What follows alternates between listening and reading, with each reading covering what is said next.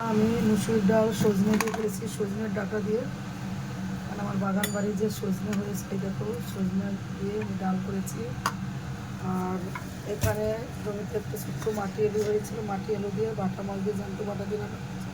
মাটি আলু তোমরা চ্যানেল দিয়ে নাচো, মাটি আলু তরকারি। আর হচ্ছে এই মোরলা মাছ ভাজা করব, আর এই পাঁচমিশালি শাক ভাজা করবো।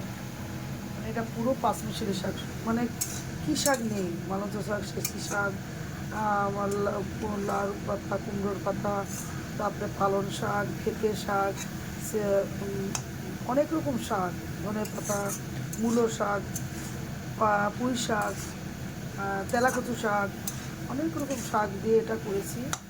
মানে মিশিয়ে করলে টেস্ট হয়, প্রোটিন। কচু পাতা, বন্ধুরা তোমরা শুনেছো কি না শুনেছো আবার বলছি, কচু পাতা, ছেঁচি শাক, মালঞ্চ শাক, কুমড়ো পাতা, লাউ পাতা, পুঁই শাক, পালং শাক, পেঁপে শাক, তেলাকচু পাতা, মানে নানান রকম শাক দিয়ে এটাকে, তারপরে মূলো শাক, মূলোর কচি পাতা, এই সব দিয়ে এটাকে ভেজেছি।